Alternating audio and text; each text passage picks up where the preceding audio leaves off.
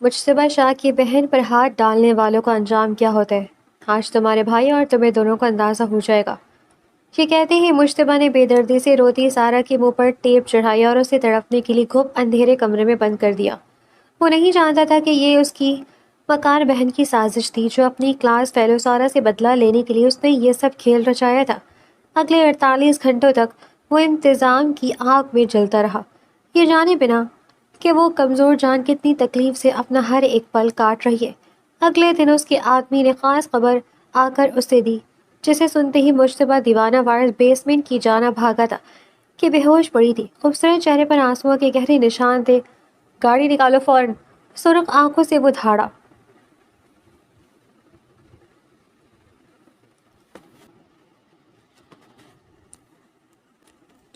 مجتبیٰ شاہ اس وقت آفس میں ایک ضروری میٹنگ میں مصروف تھا۔ آج اس نے سب لوگوں کو خاص طور پر ہدایت کی تھی کہ کوئی اسے میٹنگ کے دوران ڈسٹرب نہیں کرے گا۔ اس کی میٹنگ بہت خاص تھی۔ بیرونی ممالک سے آنے والے وفد کے ساتھ وہ ایک اہم پروجیکٹ پر کام کر رہا تھا۔ میٹنگ کے دوران اس کی بار بار کالز آنے لگی۔ مجتبیٰ نے پہلے تو اپنی بہن کی کال کو نظر انداز کیا، مگر جب مسلسل کال آنے لگی تو وہ ایکسکیوز کرتا وہ موبائل کان کے ساتھ لگا کر ان لوگوں سے قدرے فاصلے پر ہوا تھا۔ کیا بات ہے عزا بیٹا، بار بار کال کر رہے ہو، سب ٹھیک تو ہے؟ عزا کی روتی ہوئی آواز مجتبیٰ کی کانوں سے ٹکرائی تھی۔ آپ گھر آ جاؤ بھائی، اس وقت مجھے آپ کی ضرورت ہے، میں بہت پریشان ہوں۔ عزا کو روتے دیکھ کر مجتبیٰ کی جان جیسے مچھلی کی طرح تڑپ اٹھی تھی۔ وہ بری طرح بوکھلایا تھا۔ کیا ہو گیا میرے بیٹے، کیوں تم رو رہی ہو؟ بس بھائی آپ گھر آ جائیں، آپ گھر آئیں گے تو تبھی آپ سے بات ہوگی۔ اس وقت میں بہت تکلیف میں ہوں، شدت سے آپ کا انتظار کر رہی ہوں۔ مجتبیٰ نے وہیں پر میٹنگ برخاست کی، اپنی جگہ پر اپنے مینیجر کو ضروری پوائنٹ سمجھا کر ان لوگوں کے پاس بٹھایا اور پھر ایکسکیوز کرتا ہوا حویلی کی جانب آ گیا۔ اس وقت وہ بہت ریش ڈرائیونگ کر رہا تھا، بار بار عزا کا لہجہ اس کی کانوں سے ٹکرا رہا تھا۔ عزا کو اس نے ماں باپ اور دونوں بن کر پالا تھا۔ وہ دونوں چھوٹے سے تھے جب ان کے ماں باپ کا ایک روڈ ایکسیڈنٹ میں انتقال ہو گیا تھا۔ بہت چھوٹی سی عمر میں ہی مجتبیٰ نے اپنی عمر سے بڑی بڑی ذمہ داریاں نبھائی تھیں۔ بزنس کو دیکھا تھا، گھر کو سنبھالا تھا، اور خاص طور پر چھوٹی بہن عزا، اسے تو اس نے ہتھیلی کا چھالا بنا رکھا تھا۔ اس کی آنکھوں میں آنسو تو وہ کسی قیمت پر برداشت نہیں کر سکتا تھا۔ آدھے گھنٹے کا فاصلہ اس نے 10 منٹ میں طے کیا تھا۔ سیدھا عزا کے کمرے میں آیا، رو رو کر وہ بے حال ہو چکی تھی۔ عزا کی حالت دیکھ کر اس کے قدم جیسے زمین پر جکڑ کر رہ گئے تھے۔ اس کا لباس جگہ جگہ سے پھٹا ہوا تھا، چہرے پر خراشیں بھی تھی، بری طرح سے روئی جا رہی تھی۔ مجتبیٰ کی جان جیسے آدھی ہو کے رہ گئی تھی۔ کیا ہو گیا تمہیں؟ کس نے تمہاری یہ حالت کی؟ بتاؤ مجھے، میں اسے جان سے مار دوں گا۔ بھائی، وہ میری کلاس فیلو کا بھائی ہے، کئی دنوں سے وہ میرے پیچھے پڑا ہے۔ میں اس سے بات تک نہیں کرتی تھی، مگر آج اس نے میرے ساتھ زبردستی کرنے کی کوشش کی۔ مجھے وہ گھسیٹ کر زبردستی لے کر جانا چاہتا تھا، مگر میں کسی طرح سے وہاں سے بھاگ کر آ گئی۔ مجھے بہت ڈر لگ رہا ہے بھائی، اگر وہ دوبارہ میرے سامنے آ گیا اور اگر دوبارہ اس نے کچھ ایسا ویسا کرنے کی کوشش کی تو۔ اتنا بول کر عزا زور زور سے رونے لگی۔ مجتبیٰ شاہ کی مٹھیاں غصے سے بھیج گئی تھی۔ کون ہے وہ آدمی جس نے میری عزت پر ہاتھ ڈالنے کی کوشش کی ہے؟ میں اس کی جان لے لوں گا، اسے دنیا کے سامنے عبرت کا نمونہ بنا کے رکھ دوں گا۔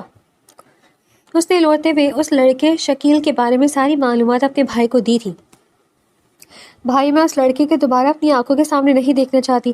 آپ اسے جیل میں بھجوا دیں یا پھر ایسی سخت سزا دیں کہ وہ کبھی میرے سامنے نہ آ سکے۔ اس کی شکل دیکھ کر مجھے گھن آتی ہے، وہ انسان مجھے ذرا بھی پسند نہیں ہے۔ مجتبیٰ نے اسے اپنے گلے سے لگا لیا تھا۔ میری بہن اکیلی اتنا کچھ سہتی رہی اور مجھے خبر تک نہ ہو سکی۔ کتنی بار تم سے کہا کہ ڈرائیور کے ساتھ کالج آ جایا کرو، مگر تم میری بات نہیں مانتی۔ مجھ سے غلطی ہو گئی بھائی، آج کے بعد میں کسی ایڈونچر میں نہیں پڑوں گی اور ڈرائیور کے ساتھ ہی کالج جایا کروں گی۔ عزا کو کالج آنے جانے کے لیے مجتبیٰ نے ایک الگ سے گاڑی لے رکھی تھی، مگر وہ اکثر ایڈونچر کے طور پر اپنی دوستوں کے ساتھ لوکل بس میں سفر کیا کرتی تھی۔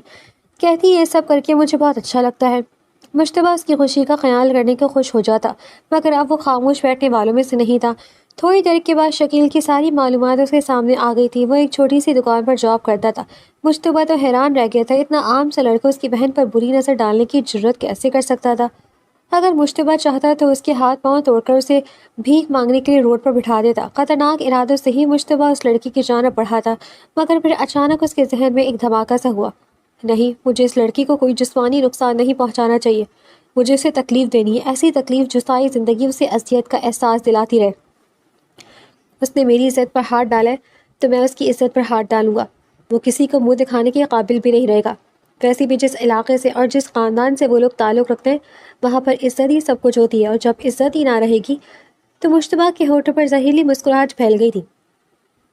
اس نے شکیل کے باقی گھر والوں کے بارے میں معلومات لی کہ گھر میں اس کا بوڑھا باپ، بوڑھی ماں اور ایک جوان بہن تھی جو کالج میں پڑھتی تھی اور اس کی کلاس فیلو بھی تھی۔ یہ ساری باتیں مشتبہ کو اس کے رائٹ ہینڈ نے دی تھی، اور اس وقت وہ لڑکی کہاں ہے؟ کیا نام ہے اس کا سر؟ لڑکی کا نام سارہ ہے۔ اس وقت وہ کوچنگ میں پڑھانے کے لیے جاتی ہے۔ ابھی اس کی واپسی کا وقت ہو گیا ہے۔ آج وہ کوچنگ سے واپسی گھر نہیں جا سکے گی۔ گاڑی کوچنگ کی طرف موڑو۔ مشتبہ شاہ نے گاڑی کا رخ سارہ کے کوچنگ سینٹر کی طرف کر دیا تھا۔ آج سارہ بہت خوش تھی۔ آج یکم تھی اور آج اسے پہلی سیلری ملنے والی تھی۔ اس نے یہ کوچنگ جوائن کیے صرف 1 مہینہ تو ہوا تھا۔ ہر روز وہ اپنی ماں سے پوچھتی، ماں آپ کے لیے میں اپنی پہلی تنخواہ سے کیا لے کر آؤں؟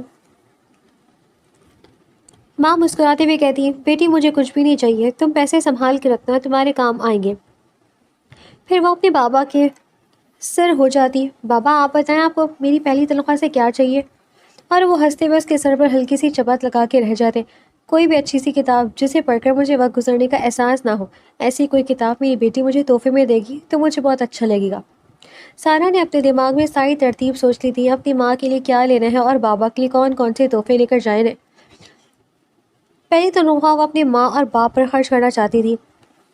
تنخواہ ملی تو اس کی آنکھوں میں خوشی سے آنسو آ گئے تھے۔ زندگی کی پہلی کمائی تھی، یہ احساس ہی بہت خوش کن تھا۔ آج کوچنگ سے نکلتے اسے دیر ہو گئی تھی۔ بس اسٹینڈ پر آ کر گاڑی کا انتظار کرنے لگی۔ آس پاس کا اکا دکا لوگ گزرتے جا رہے تھے۔ کچھ فاصلے پر آوارہ لڑکوں کا ٹولہ بھی تھا۔ اکیلی لڑکی کو دیکھ کر وہ اس کی طرف الرٹ ہو کر کھڑے ہو گئے تھے۔ سارہ کو اندازہ ہو گیا کہ اگلے چند پل میں وہ اس کی طرف آنے والے ہیں۔ یہ سوچتے ہی اس کے پسینے چھوٹنے لگے تھے۔ تبھی ایک گاڑی اس کے پاس آ کر رکی تھی۔ گاڑی کے ٹائر زور سے چڑچڑائے تھے۔ سارہ 2 قدم پیچھے ہٹ کر کھڑی ہو گئی تھی۔ وہ خوفزدہ ہو کر گاڑی کی طرف دیکھنے لگی، مگر اسے سنبھلنے کا موقع دیے بغیر ہی گاڑی میں سے نکلنے والے لوگوں نے اسے گاڑی میں ڈال دیا تھا اور وہ ان کے ساتھ کھنچتی چلی گئی تھی۔ کون ہو تم لوگ؟ کہاں لے کر جا رہے ہو مجھے؟ کیا یہ سب؟ وہ سارہ بری طرح ڈر گئی تھی۔ خوف اس کے چہرے پر آیا تھا۔ اس کے اغوا کاروں نے اس کے منہ پر رومال رکھ کر اسے بے ہوش کر دیا تھا۔ وہ ایک طرف لڑکتی چلی گئی تھی۔ آخر سوچ اس کے دماغ میں یہی تھی کہ نہ جانے یہ لوگ اس کے ساتھ کیا کرنے والے ہیں۔ سارہ کی جب آنکھ کھلی تو وہ ایک اندھیرے کمرے میں تھی۔ اس نے اٹھنے کی کوشش کی مگر وہ خود کو ہلانے سے بھی قاصر تھی۔ ہاتھ رسیوں سے بندھے ہوئے تھے، منہ پر ٹیپ لگی ہوئی تھی۔ کہ میں کہاں گئی ہوں؟ کون ہے جو مجھے یہاں لے کر آیا ہے؟ کس نے مجھے اغوا کیا ہے؟ میری کسی کے ساتھ کیا دشمنی ہے؟ روتے ہوئے وہ بے حال سی ہو گئی تھی۔ اس نے اپنے ذہن پر بہت زور ڈالا، بہت سوچنے کی کوشش کی، مگر اسے کچھ یاد نہیں آ رہا تھا کہ اس کے بابا کی یا اس کے بھائی کی کبھی کسی کے ساتھ دشمنی ہو جو کوئی انتقام کے طور پر اس کے ساتھ ایسا سلوک کر سکتا ہے۔ کافی دیر سوچنے کے بعد بھی اس کے ذہن میں کوئی ایسا نام، کوئی ایسی شبیہ نہیں آئی تھی۔ وہ روتے ہوئے بے حال ہو گئی تھی۔ یا اللہ میری مدد کر، اس قید سے مجھے نکال دے، میری عزت کی حفاظت کرنا۔ اگر مجھے کچھ ہو گیا تو پتہ نہیں میرے ماں باپ کا کیا ہوگا۔ نہ جانے وہ کتنی دیر سے بے ہوش تھی۔ باہر تیزی سے اندھیرا پھیلتا جا رہا تھا۔ اب تو شاید آدھی رات کا وقت ہو گیا۔ اب تک میں گھر نہیں پہنچی تو امی ابو کا کیا حال ہوگا؟ اور بھائی، وہ تو کتنا پریشان ہوں گے۔ ابھی تک تو انہوں نے میری ساری سہیلیوں سے میرے بارے میں پوچھنا بھی شروع کر دیا ہوگا۔ کوئی بھی نہیں جانتا کہ میں کہاں ہوں، کس حال میں ہوں، نہ ہی کوئی مجھے یہاں پر بچانے کے لیے آ سکتا ہے۔ اسے اسی طرح کے پڑے ہوئے کافی دیر گزر چکی تھی جب دروازہ کھلا۔ کمرے کی لائٹ آن ہوئی تو اس کی آنکھیں اندھیرے سے روشنی میں دیکھنے کی عادی نہ ہو سکی۔ کافی دیر لگی اسے سنبھلنے میں۔ جب آنکھیں کھول کر دیکھا تو اس کے سامنے ایک آدمی تھا جس کے چہرے پر ماسک تھا اور اس کے ہاتھوں میں کھانے کی ٹرے تھی۔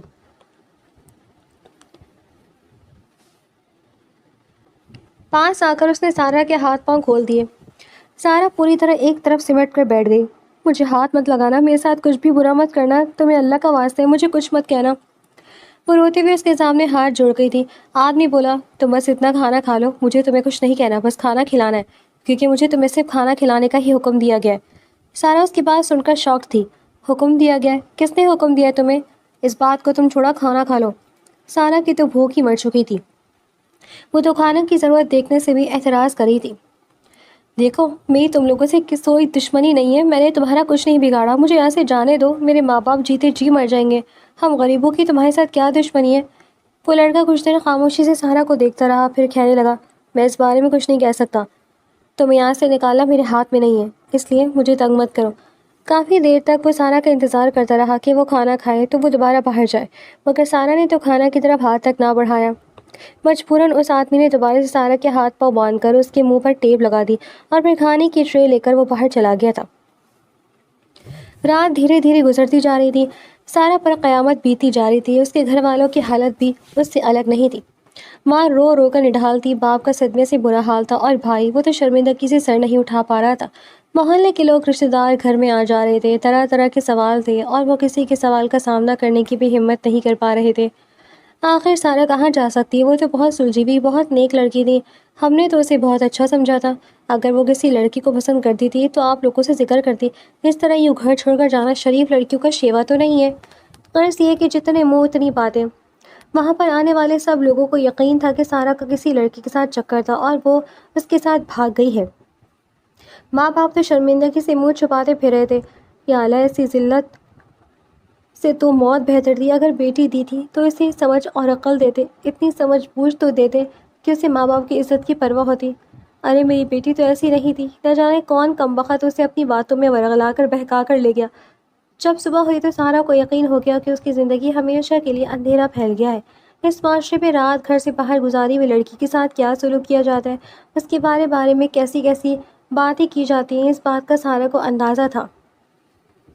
ایک رات نے اس کی زندگی کو بری طرح بدل کر رکھ دیا تھا۔ رو رو کر اس کی حالت خراب ہوتی جا رہی تھی۔ کل سے کچھ کھایا بھی نہیں تھا، خالی پیٹ تھی، دماغ صدمے کو برداشت کرنے کی صلاحیت کھو بیٹھا تھا۔ کب اس کا ذہن تاریکی میں ڈوبتا چلا گیا اسے خبر ہی نہ ہو سکی۔ مشتبہ شاہ اس وقت ڈریسنگ ٹیبل کے سامنے کھڑا تھا، چائے کی نائٹ باندھتے ہوئے۔ اس کے ہونٹ پر مسکراہٹ تھی۔ بڑا آیا میری بہن کی عزت پر ہاتھ ڈالنے والا۔ اب اس سے پتہ چلے گا جب اس کی بہن اپنی بہن کے بارے میں لوگ طرح طرح کی باتیں کریں گے۔ ایک رات باہر گزری ہوئی بہن کا بھائی کہلائے گا۔ کیا گزری کہ اس کے دل پر تب اسے احساس ہوا دوسرے کی عزت۔ مشتبہ شاہ شفاقی سے سوچتے ہوئے مسکرا رہا تھا۔ اس سے رائٹ ہینڈ نے بتا دیا تھا کہ جب سارا گھر نہیں پہنچی تھی تو گھر والوں کی کیا حالت ہے، محلے والوں نے کیسی کیسی باتیں نہیں بنائیں، اور یہ سب سن کر مشتبہ کی خوشی بڑھ رہی تھی۔ میرے ساتھ دشمنی مول لینے والوں کا انجام ایسا ہی ہونا چاہیے۔ وہ بہت مغرور تھا، بہت خود پسند، اپنے سامنے تب وہ کسی کو برداشت تک نہیں کر سکتا تھا۔ ناشتے کی ٹیبل پر جانے لگا تو اس کا موبائل فون بجنے لگا۔ جمیل کی کال تھی، جو اس نے فارم ہاؤس پر سارا کی نگرانی کے لیے چھوڑ رکھا تھا۔ ہاں جمیل بتاؤ کیا حال ہے؟ جمیل کی بات سن کر وہ تھوڑا گھبرایا تھا۔ کیا بے ہوش ہو گئی ہے؟ کیوں، تم نے اسے کچھ کیا تو نہیں؟ دیکھو، میں نے کہا تھا کہ اسے صرف قید رکھنا ہے اور کچھ نہیں، کہنا اتنی سزا کافی ہے۔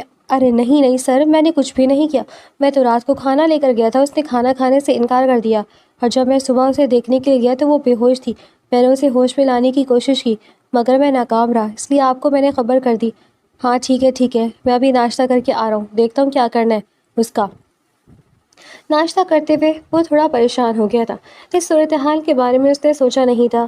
اس کے دماغ میں بس اتنی سی بات تھی کہ سارا کو اغوا کرنا ہے، ایک رات گھر سے باہر رکھنا ہے اور اگلے دن اسے پھر چھوڑ دینا ہے، اور اب اس نے سارا کو چھوڑنے کا فیصلہ کر لیا تھا۔ ناشتہ کرنے کے بعد وہ آفس جانے کے بجائے اپنے فارم ہاؤس پر پہنچا تھا۔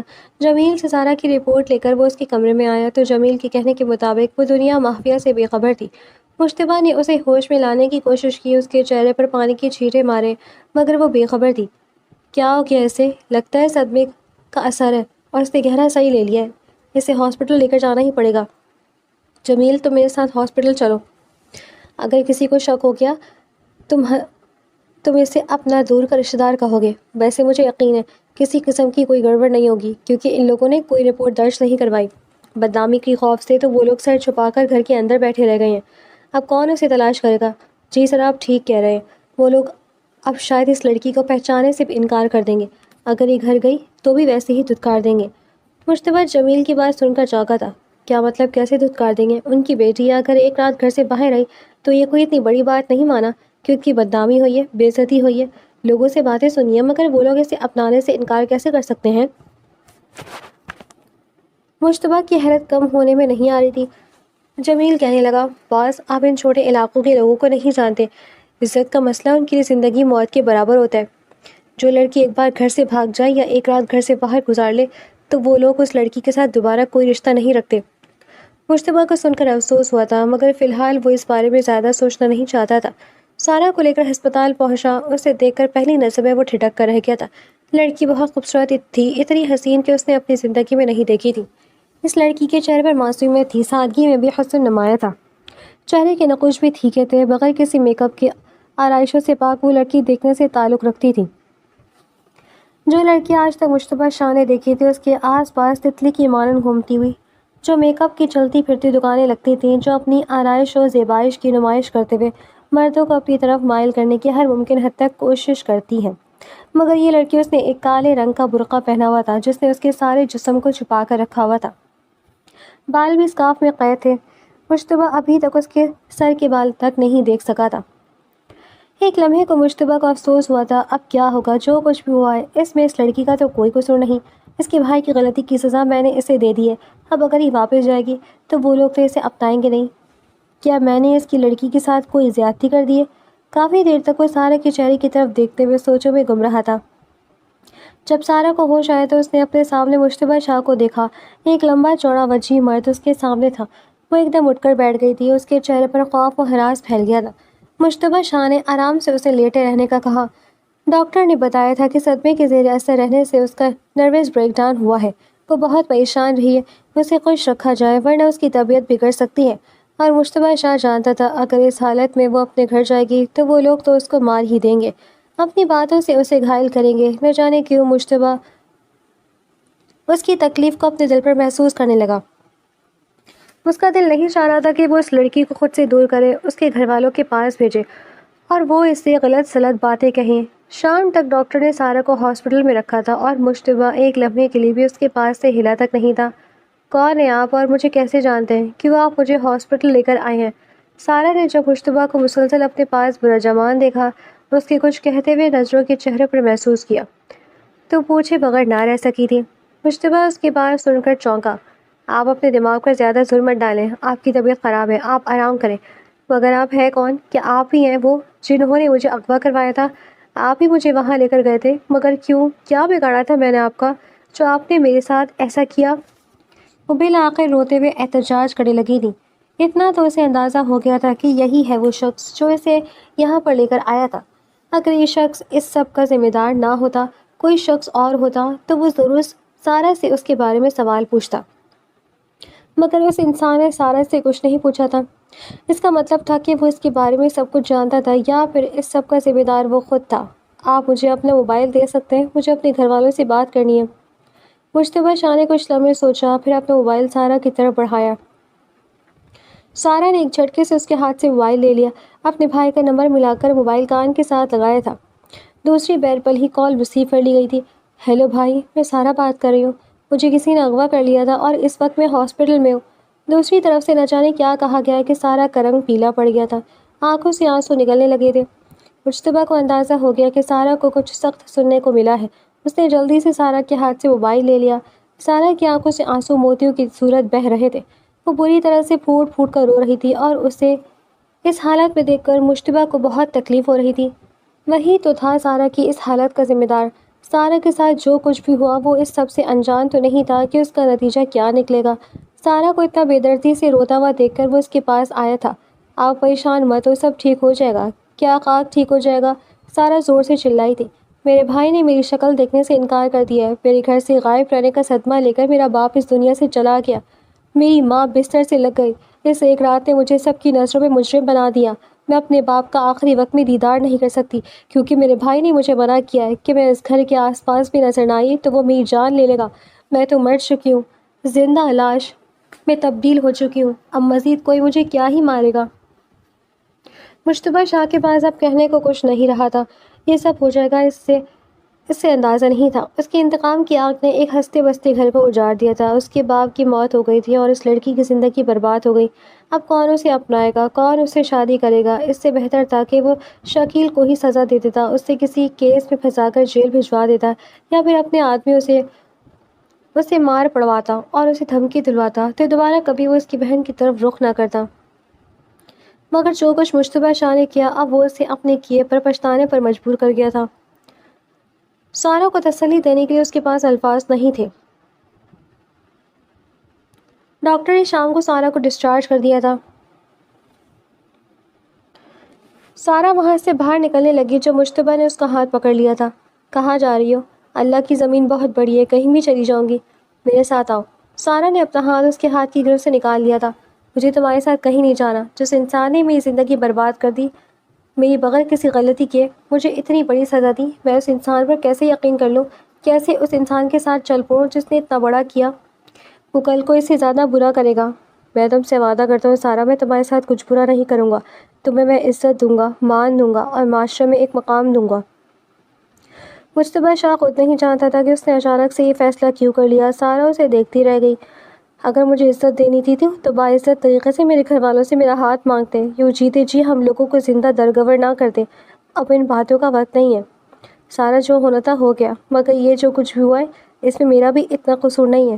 میں انتقام کی آگ میں جلتے ہوئے تمہیں بھی اس آگ میں کھینچ کر لے گیا تھا، اور اب احساس ہو رہا ہے کہ تمہیں مجھے اس سب میں شامل نہیں کرنا چاہیے تھا۔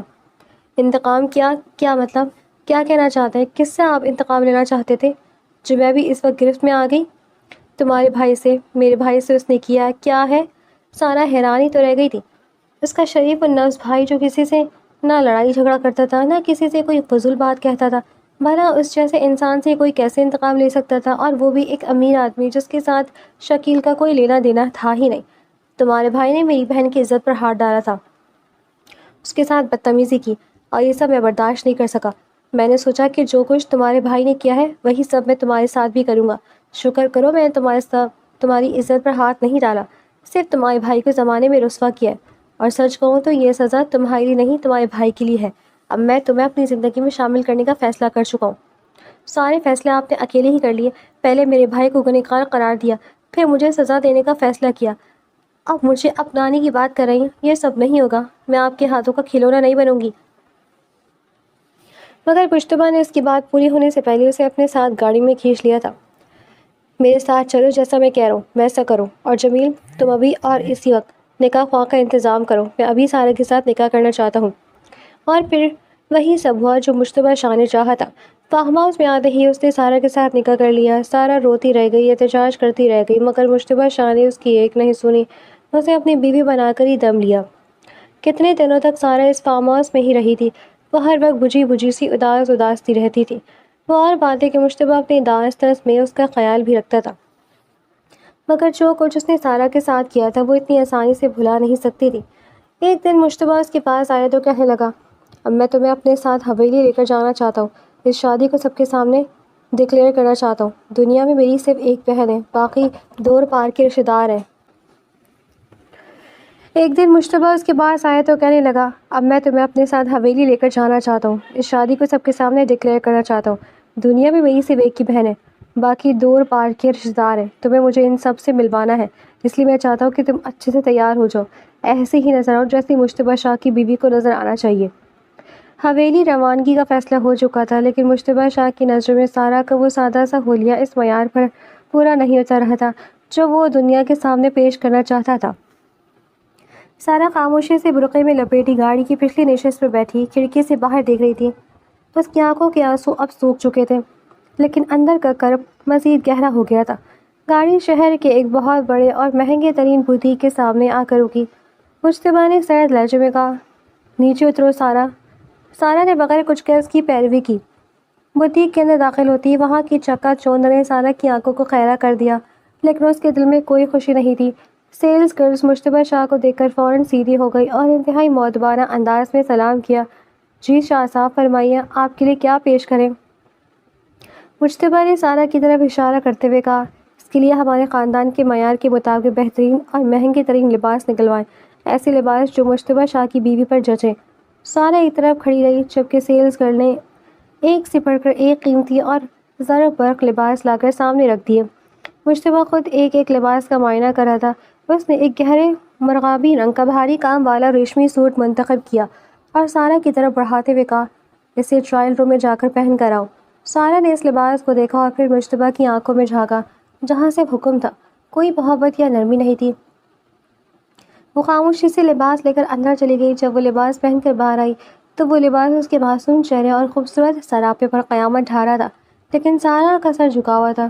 مشتبہ نے اسے سر سے پاؤں تک دیکھا، اس کی آنکھوں میں ایک پل کے لیے ستائش ابھری، لیکن اس نے فوراً اپنے تاثرات کو سخت کر لیا اور سیلز گرل سے کہا کہ یہ لباس اور اس کے ساتھ مزید 5 بہترین سوٹ پیک کر دو۔ شاپنگ مکمل کرنے کے بعد مشتبہ اسے شہر کے سب سے مشہور اور مہنگے بیوٹی سیلون لے کر گیا۔ سیلون کے مینیجر نے مشتبہ کا استقبال کیا۔ مشتبہ نے سارہ کو اس کے حوالے کرتے ہوئے کہا اس کا فیشیل، مینیکیور، پیڈیکیور اور بہترین میک اپ ہونا چاہیے۔ جب یہ یہاں سے نکلے تو اس کے چہرے پر شاہی خاندان کی بہو کا روپ نظر آنا چاہیے۔ سارہ کو ایک آرام دہ کرسی پر بٹھا دیا گیا اور سیلون کا عملہ اس کے گرد اکٹھا ہو گیا۔ گھنٹوں تک اس کے چہروں اور بالوں پر مختلف پروڈکٹس استعمال کیے جاتے رہیں۔ سارہ کسی بے جان مورد کی طرح وہاں بیٹھی رہی۔ اس کا ذہن ماضی کی یادوں میں بھٹک رہا تھا کہ کیسے وہ اپنی پہلی تنخواہ پر خوش تھی اور آج وہ کہاں پہنچ گئی تھی۔ جب پورا پروسیس مکمل ہوا اور سارہ کا میک اپ اور ہیئر سٹائل فائنل ہوا تو مینیجر نے اسے آئینے کے سامنے کھڑا کیا۔ آئینے میں نظر آنے والی لڑکی سارہ کو خود بھی اپنی نہیں لگ رہی تھی۔ اس کا حسن اب مزید نکھر کر سامنے آیا تھا۔ بالوں کو خوبصورت لہروں کی شکل میں کندھوں پر چھوڑا گیا تھا اور چہرے پر نفاست سے کیا گیا میک اپ اس کی خوبصورتی کو چار چاند لگا رہا تھا۔ مشتبہ جب اندر داخل ہوا تو سارہ کو دیکھ کر شاید لمحوں کے لیے اس کی سانسیں رک گئی۔ وہ واقعی دنیا کی خوبصورت ترین لڑکی لگ رہی تھی۔ مشتبہ اس کے قریب آیا، اس کی ٹھوڑی کو اپنی انگلی سے اٹھایا اور اس کے چہرے کا طائرانہ جائزہ لیتے ہوئے سرد مسکراہٹ کے ساتھ بولا، اب تم میری بیوی لگ رہی ہو۔ اب کوئی تمہیں دیکھ کر یہ نہیں کہہ سکتا کہ تم کسی غریب دکاندار کی بہن ہو۔ چلو اب حویلی چلنے کا وقت ہو گیا ہے۔ گاڑی جب حویلی کے بڑے پھٹاک سے داخل ہوئی تو سارہ کا دل خوف سے دھڑکنے لگا تھا۔ یہ وہی جگہ تھی جہاں اس کی زندگی کا نیا اور مشکل ترین باب شروع ہونے والا تھا۔ مشتبہ نے گاڑی روکی اور سارہ کا ہاتھ پکڑ کر اسے گاڑی سے اتارا۔ سارہ نے اپنا ہاتھ چھڑانے کے لیے کوشش نہ کی کیونکہ وہ جانتی تھی کہ اس کا احتجاج اب بے سود ہے۔ دونوں جیسے ہی حویلی کے مرکزی ہال میں داخل ہوئے، عزت جو وہاں پہلے سے موجود تھی اپنے بھائی کو دیکھ کر خوشی سے آگے بڑھی۔ بھائی آپ آ گئے، میں کب سے آپ کا انتظار کر رہی تھی۔ لیکن جیسے عزت کی نظر مشتبہ کے برابر میں کھڑی سارہ پر پڑی، اس کی آنکھیں وہیں جم گئی، اس کی آنکھیں حیرت اور صدمے سے پھیل گئیں۔ وہ سارہ کو اس روپ میں دیکھ کر بری طرح حیران رہ گئی تھی۔ عزت نے ہکلاتے پوچھا، بھائی یہ لڑکی آپ کو کہاں ملی؟ آپ اسے کیسے جانتے ہیں اور یہ اس طرح تیار ہو کر آپ کے ساتھ ہمارے گھر میں کیا کر رہی ہے؟ عزت کا لہجہ اکھڑا ہوا تھا اور اس کے چہرے پر ہوائیاں اڑ رہی تھی۔ مشتبہ نے سارہ کے کندھے پر ہاتھ رکھا اور انتہائی پرسکون لیکن مضبوط لہجے میں کہا، عزت آرام سے بات کرو، یہ کوئی عام لڑکی نہیں ہے، یہ تمہاری بھابھی ہے، میں نے اس سے نکاح کر لیا ہے۔ یہ سننا تھا کہ عزت کے پیروں تلے سے زمین نکل گئی۔ اس کا چہرہ غصے اور حیرت سے سرخ ہو گیا۔ وہ چلائی، بھابھی؟ بھائی یہ لڑکی میری بھابھی کیسے ہو سکتی ہے؟ آپ جانتی بھی ہیں یہ کون ہے؟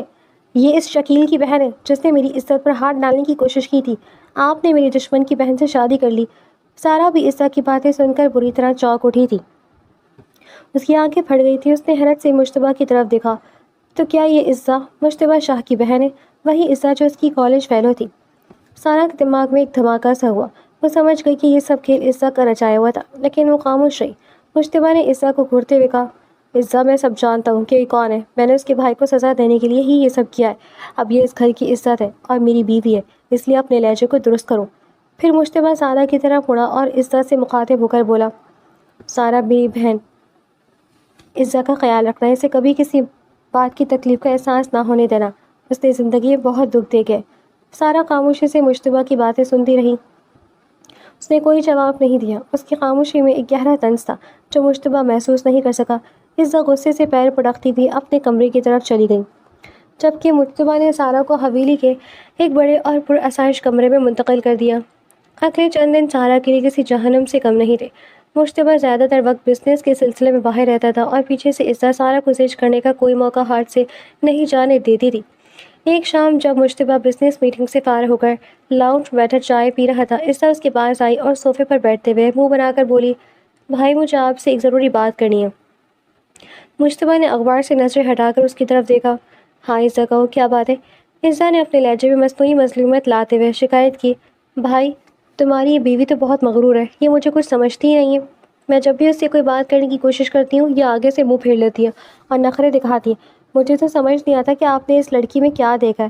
آپ کے لیے میں نے اپنے فرینڈ سرکل میں اتنی اچھی امیر اور خوبصورت لڑکیاں پسند کی تھیں جو ہمارے خاندان کے معیار کے مطابق تھی، مگر آپ نے نہ جانے کس منحوس اور غریب لڑکی سے شادی کر لی جس کے بھائی کی وجہ سے ہماری بدنامی ہوئی۔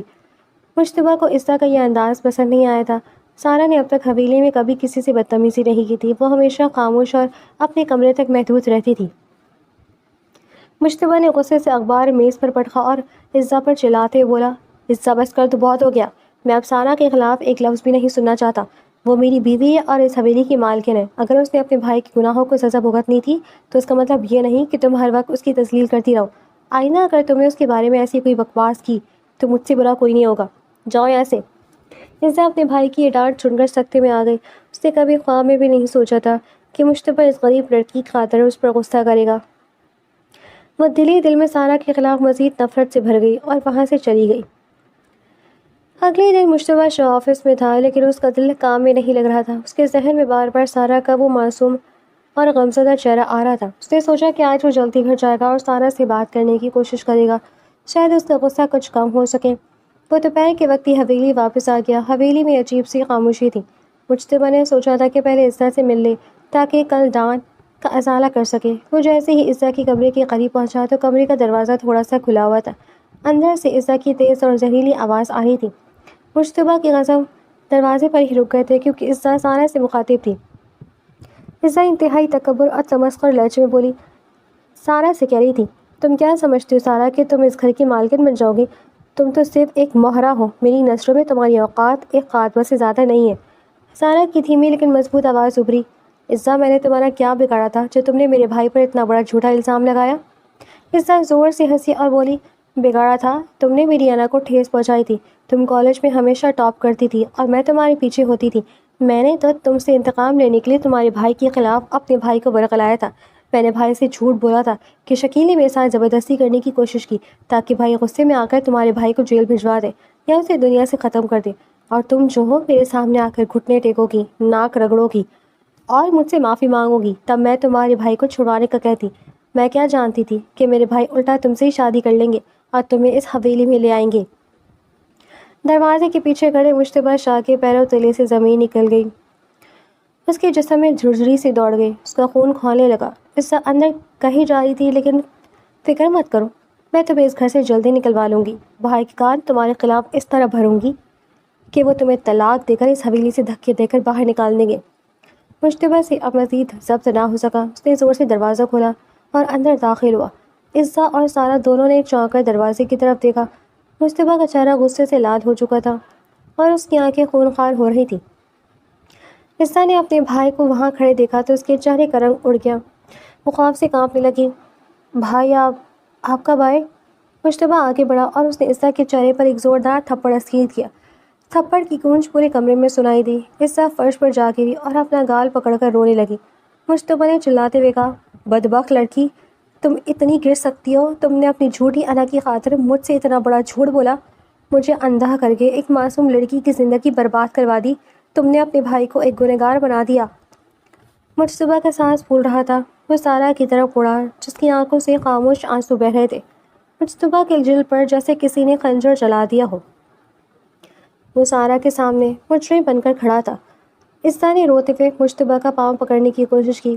بھائی میری بات سنیں، یہ لڑکی جھوٹ بول رہی ہے، یہ مجھے بھڑکا رہی تھی۔ مشتبہ نے جھٹکے سے اپنا پاؤں چھڑایا اور گراتے بولا، خاموش ہو جاؤ عزا، اب تمہاری زبان سے نکلا ہوا ایک لفظ بھی میں نہیں سنوں گا۔ تم نے جو گناہ کیا ہے اس کی معافی شاید خدا بھی تمہیں نہ دے۔ اب میرے سامنے سے ہٹ جاؤ۔ اس دن کے بعد سے مشتبہ کا رویہ سارا کے ساتھ بالکل بدل گیا تھا۔ اس کے دل میں سارا کے لیے گہرا احترام اور پچھتاوا پیدا ہو چکا تھا۔ وہ اب سارا کا ہر ممکن خیال رکھتا تھا۔ عزا جب بھی سارا کے خلاف کچھ کہنے کی کوشش کرتی، مشتبہ اسے وہیں سخت لہجے میں خاموش کروا دیتا اور صاف کہہ دیتا کہ اگر دوبارہ سارا کے خلاف کوئی سازش کی تو وہ اسے حویلی سے نکال دے گا۔ ایک صبح مشتبہ سارا کے کمرے میں آیا۔ سارا کھڑکی کے پاس کھڑی باہر دیکھ رہی تھی۔ مشتبہ اس کے قریب آیا اور انتہائی نرم اور نادم لہجے میں بولا، سارا مجھے معلوم ہے میں نے جو گناہ کیا اس کی تلافی ممکن نہیں ہے۔ میں نے تمہاری معصومیت پر بھروسہ کرنے کے بجائے اپنی بہن کے جھوٹ کو سچ مانا، لیکن اب میں اس غلطی کو کچھ حد تک سدھارنا چاہتا ہوں۔ چلو میرے ساتھ۔ سارا نے سوالیہ نظروں سے اسے دیکھا۔ کہاں؟ مشتبہ نے کہا، تمہارے گھر۔ سارا کا دل دھک سے رہ گیا۔ اس کے والدین اب اس دنیا میں نہیں تھے، لیکن اس کا بھائی شکیل وہاں موجود تھا۔ وہ خاموشی سے مشتبہ کے ساتھ گاڑی میں بیٹھ گئی۔ گاڑی جب سارا کے پرانے محلے میں پہنچی تو لوگ انہیں دیکھنے لگے۔ مشتبہ سارا کا ہاتھ پکڑ کر اس کے چھوٹے سے گھر کے اندر داخل ہوا۔ شکیل جو گھر میں اداس بیٹھا تھا سارا کو دیکھ کر اٹھ کھڑا ہوا۔ اس کی آنکھوں میں غصہ اور دکھ دونوں تھے۔ تم یہاں کیوں آئی ہو سارا؟ اور یہ آدمی کون ہے؟ مشتبہ آگے بڑھا اور اسے شکیل کو سامنے اپنے ہاتھ جوڑ دیے۔ مشتبہ شاہ جیسا مغرور انسان آج ایک غریب کے سامنے جھکا ہوا تھا۔ مشتبہ نے انتہائی ندامت سے کہا، شکیل بھائی مجھے معاف کر دیں، ایک بہت بڑی غلط فہمی اور میری بہن کی جھوٹ کی وجہ سے میں نے سارا کو اغوا کیا تھا۔ اس میں سارا کی کوئی غلطی نہیں تھی، وہ پاک دامن ہے اور ہمیشہ رہے گی۔ میں نے اپنی اس غلطی کا کفارہ ادا کرنے کے لیے سارا سے شرعی نکاح کر لیا ہے اور اب یہ میری بیوی ہے۔ میں آپ کا مجرم ہوں، آپ مجھے جو سزا دینا چاہیں دے سکتے ہیں۔ شکیل یہ سب سن کر سکتے میں آ گیا۔ اس کی آنکھوں میں آنسو آ گئے۔ اس نے سارا کو دیکھا جو سر جھکائے کھڑی تھی۔ شکیل نے مشتبہ سے کہا، شاہ صاحب آپ بہت بڑے امیر آدمی ہیں، ہم غریبوں کی عزت ہی سب کچھ ہوتی ہے۔ آپ نے ہماری عزت اٹھا لی، لیکن آج ہی آپ نے خود یہاں آ کر میری بہن کو اس کا مقام دیا، تو میں آپ کو معاف کرتا ہوں۔ مشتبہ نے شکیل کے کندھے پر ہاتھ رکھا اور کہا، شکیل بھائی اب آپ اکیلے نہیں ہیں، میں نے فیصلہ کیا ہے کہ آپ میرے آفس میں ایک اچھے عہدے پر جاب کریں گے، کل سے ہی آپ جوائن کر سکتے ہیں۔ شکیل نے مشتبہ کا شکریہ ادا کیا اور سارا کو گلے سے لگا دیا۔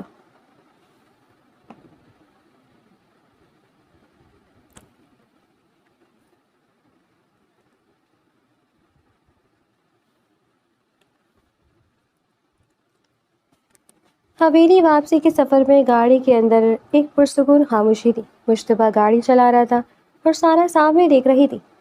مشتبہ نے خاموشی کو توڑتے ہوئے پوچھا، سارا میں ایک بات پوچھنا چاہتا ہوں، اگر تم برا نہ مانو تو؟ سارا نے اس کی طرف دیکھا، جی پوچھیں۔ مشتبہ نے کہا، عزت کی تمہارے ساتھ ایسی کیا لڑائی تھی کہ وہ تمہاری اس حد تک دشمن بن گئی؟